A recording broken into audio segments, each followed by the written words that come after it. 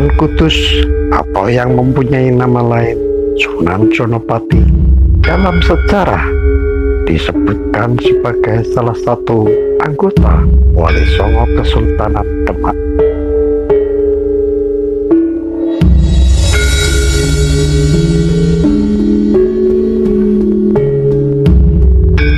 Pada saat Demak diperintah oleh Sunan Perwoto, disebutkan bahwa Sunan Kudus bersama Aryo Penangsang ikut serta bahkan menjadi dalang pembunuhan Sunan Perwoto.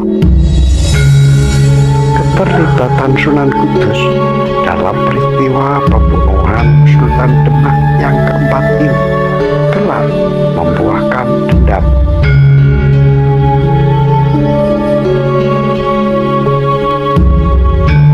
Pangeran Rajonegoro, anak dari Sunan Perwoto, begitu dendamnya kepada Sunan Kudus yang telah ikut serta melakukan pembunuhan terhadap ayahnya.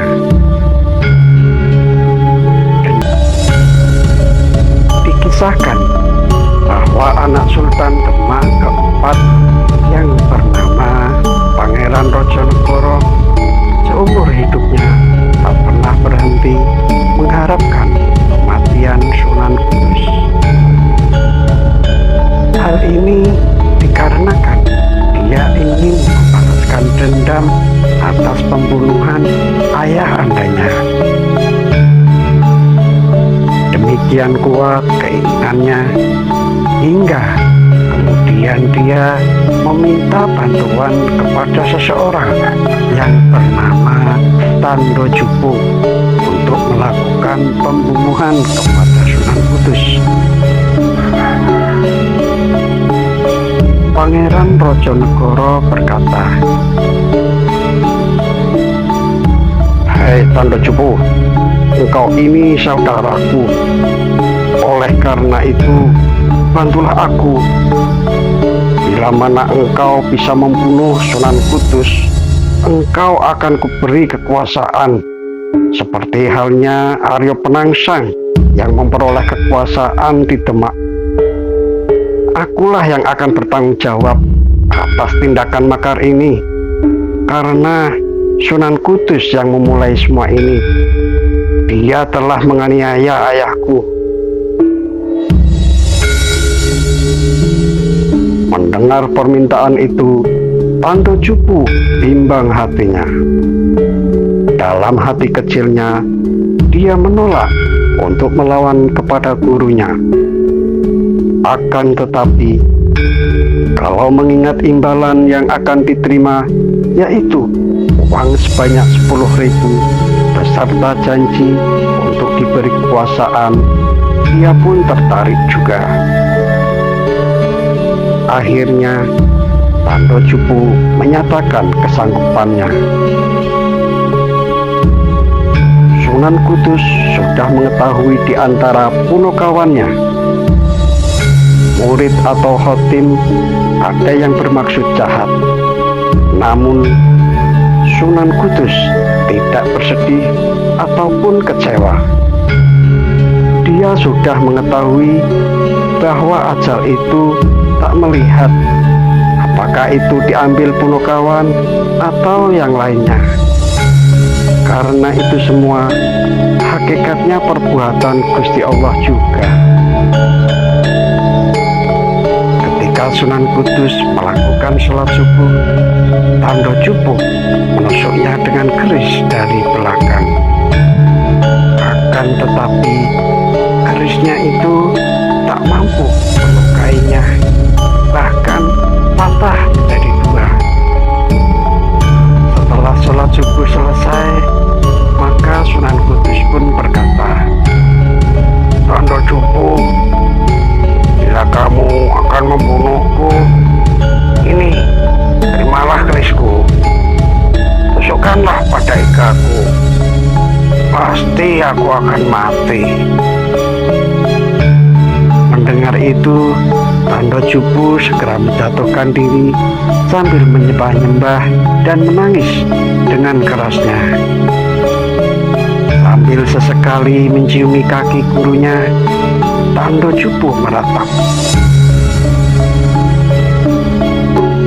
"Silakan guru, bunuh saya. Saya telah mengkhianati guru. Sekarang lebih baik saya mati saja." Demikian kata Tando Cupu. Sunan Kudus pun kemudian menjawab,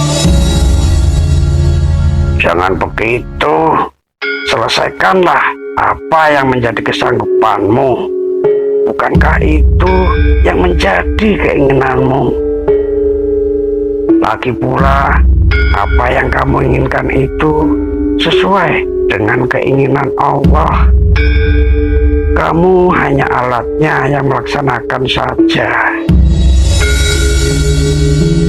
Dengan menyembah, Tando Cupu berkata, "Tidak guru, saya tidak sanggup untuk melukai, apalagi sampai membunuh guru.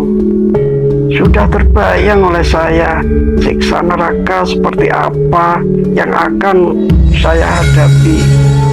Neraka bagi seorang murid yang telah murtad dari gurunya."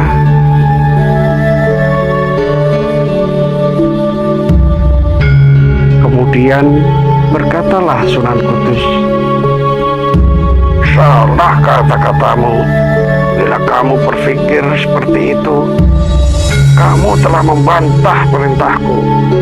Dengan tidak jadi membunuhku, sudah nyata nerakalah bagimu."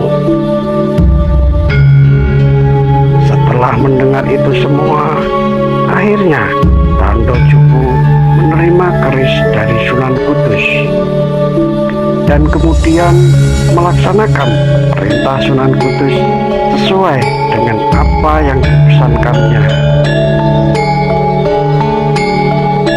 Sunan Kudus pun kemudian wafat. Sunan Kudus kemudian dimakamkan di pemakaman Surya Alam. Setelah menyelesaikan tugasnya, Tando Cupu kemudian memperoleh gelar peserta kekuasaan sebagai Dalem Adipati Wiseso di Kudus. Dia diserai tugas untuk mengurus agama, sedangkan yang berkuasa di Kudus adalah Pangeran Trojonegoro. Sementara itu di Demak, Aryo Penangsang atau Sultan Demak kelima marah besar selepas mendengar gurunya dibunuh oleh persengkongkolan Tando Cupu dan Pangeran Trojonegoro.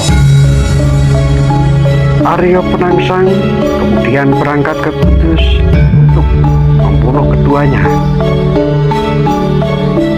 Seperti halnya pembunuhan pada gurunya, Aryo Penangsang menghendaki pembunuhan pada Tando Cupu dan Pangeran Trojonegoro pun dilakukan pada tengah malam atau subuh. Iring-iringan Aryo Cipang memasuki Kudus menggentarkan seisi kota itu. Aryo Penangsang berhasil mengobrak-abrik Kudus untuk kemudian membunuh Adipati Wiseso. Akan tetapi Pangeran Trojonegoro rupanya berhasil melarikan diri. Dia lari ke Pajang dan meminta perlindungan kepada Sunan Pajang. Begitulah kisah wafatnya Sunan Kudus yang dikisahkan dalam naskah Martosingo. Perlu dipahami bahwa yang memerintah Pajang kala itu adalah Joko Tingkir atau Sultan Hadiwijoyo. Kelak Joko Tingkir kemudian berhasil membunuh Aryo Penangsang atau Aryo Cipang dan menghapuskan Kesultanan Demak serta menggantikannya dengan Kesultanan Pajang. Dan inilah yang kemudian menyebabkan wafatnya Sunan Kudus. Salah satu sumber cerita tentang peristiwa wafatnya Sunan Kudus ini adalah Rangka Martosingo. Adapun kisah lengkap mengenai wafatnya Sunan Kudus dalam naskah